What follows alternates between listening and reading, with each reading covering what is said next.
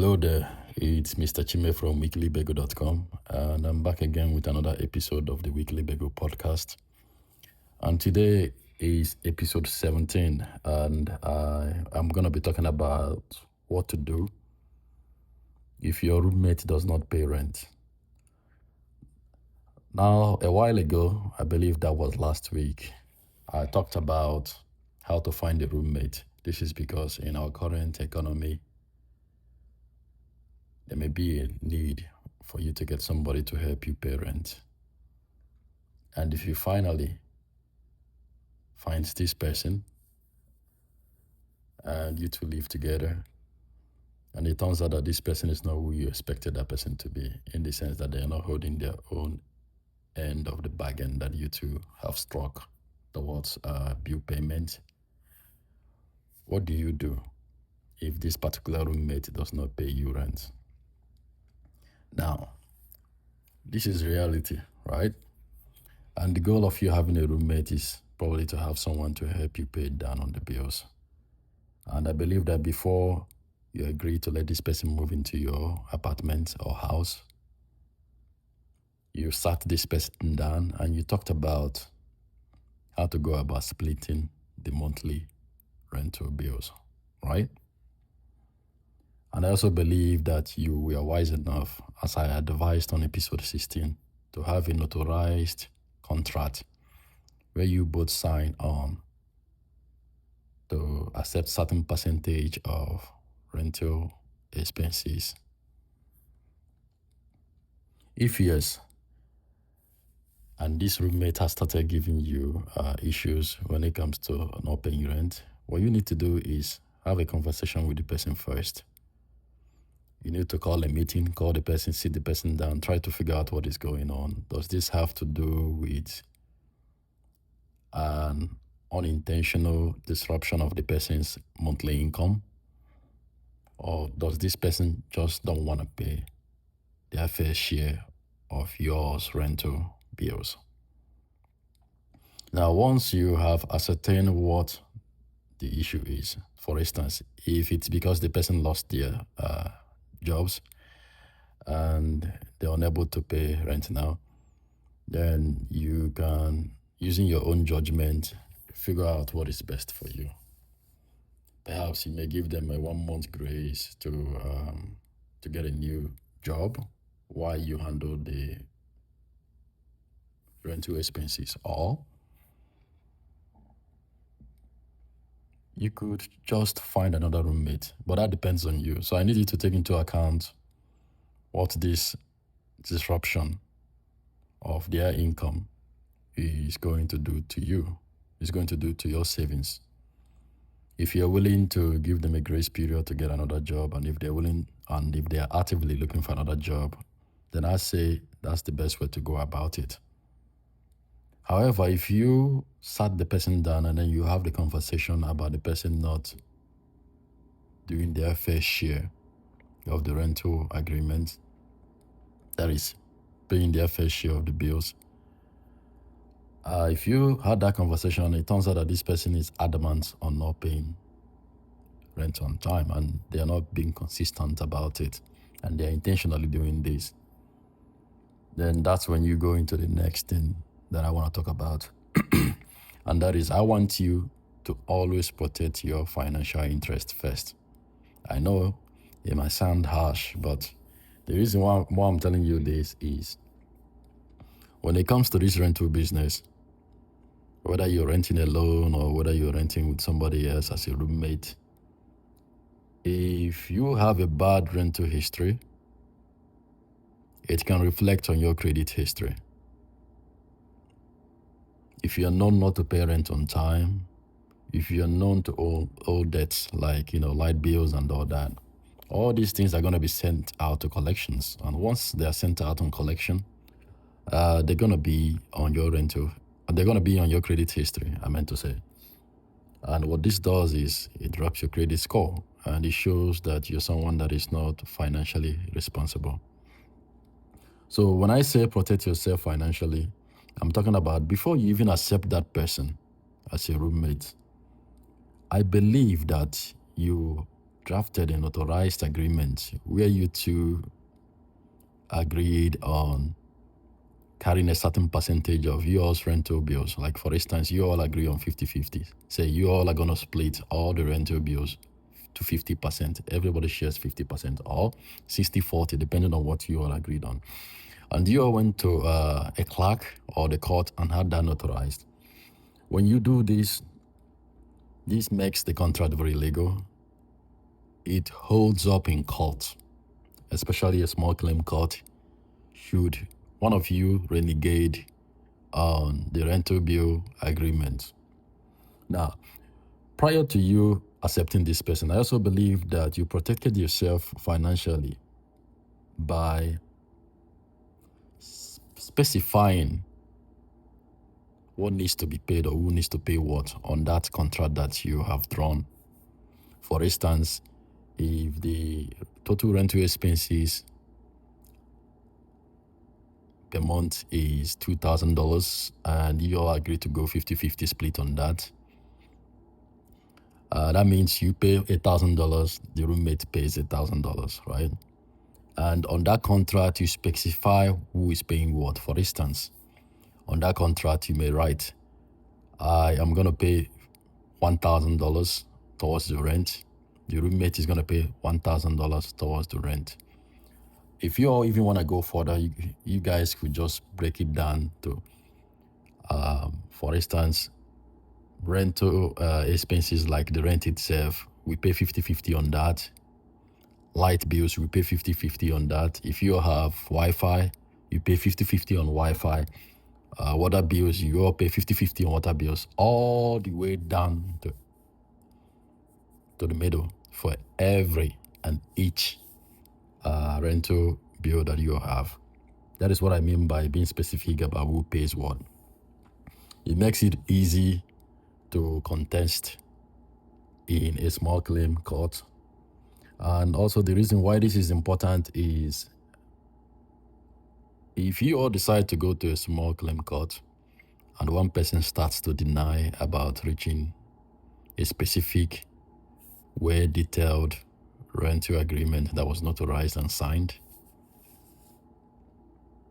then one of you guys could just pull out the contract and be like, okay, this is what we agreed on. And this is what the other person is not following based on the contract. And it makes it easy for the judge to rule to the favor of the one that is being oppressed. That is the one that has to carry everything because the other person is being a bum. And this takes me to the third thing that I want you to do.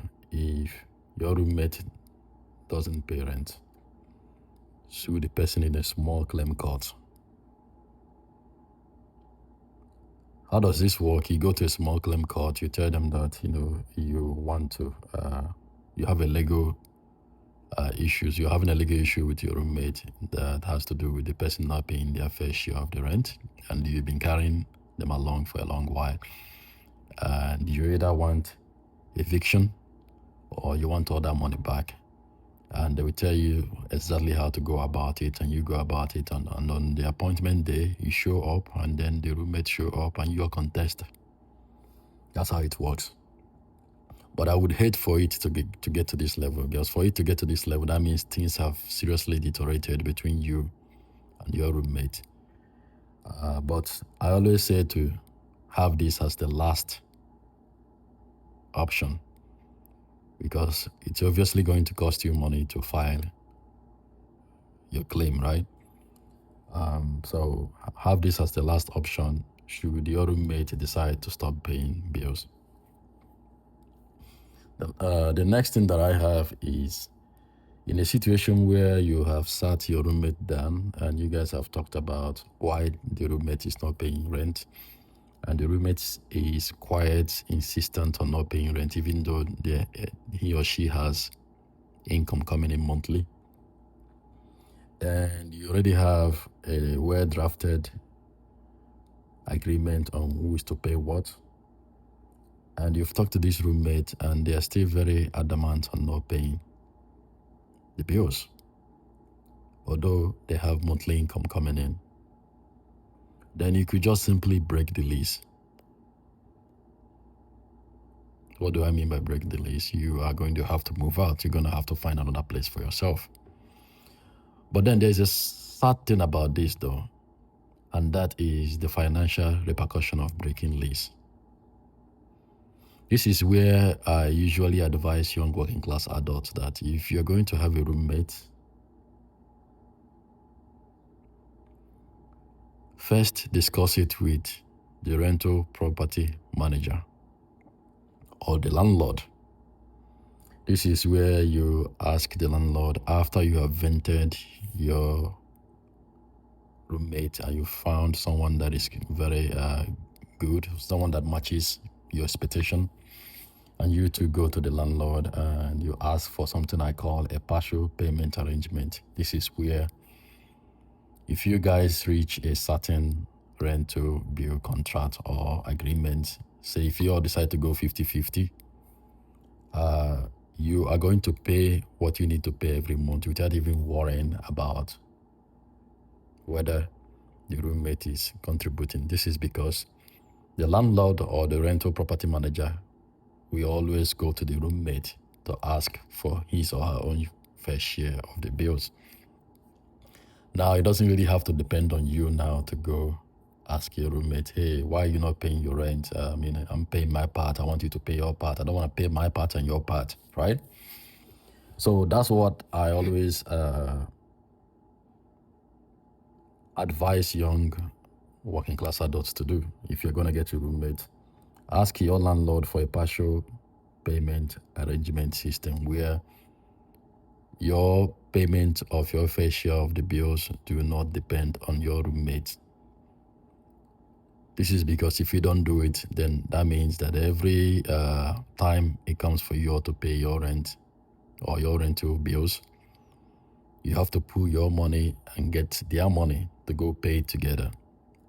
And if this is going to constitute an issue down the line, it's better the landlord collects the payment individually from each person, so that if any issue comes out or if issues start popping out, it's the landlord's responsibility to start the eviction process or to handle the issues rather than it falling on you. Do you understand? And you would agree with me too that this is quite easier on you, right? Because let's face the reality here. I mean, as a young working class adult, you already have a lot on your plate. So the last thing you want is having to worry about your problems and worry about the problems that someone else is creating for you, right? So when I say protect yourself financially when it comes to having a roommate, always do your due diligence.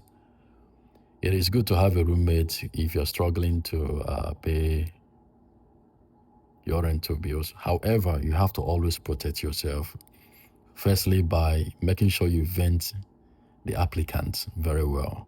You run background checks, you check their income to make sure that the income is consistent. I know some people will say to do like at least 6 months of income statement. I say go for 1 whole year. And verify the income statement by calling the job too, if it's possible. I know a lot of people would always fake.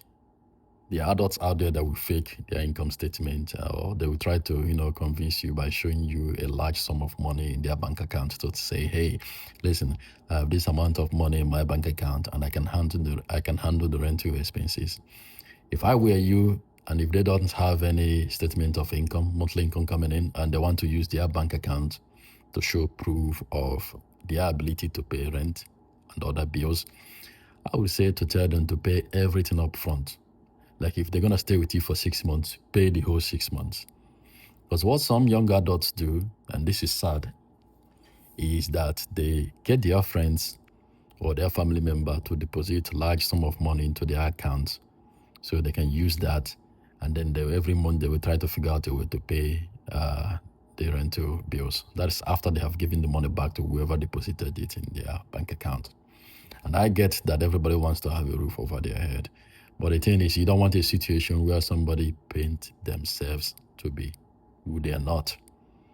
And then the responsibility falls on you now to handle rental bills because someone else is not capable of doing that. That's why I recommend that you always vent people. Make sure that you are choosing someone that is right for you based on income, based on personality, moral beliefs, anything that you know that is going to sit well with you, or whatever you know that you're going to tolerate. Take that into consideration. I mentioned this on one of the episodes where I say that it's always a good idea to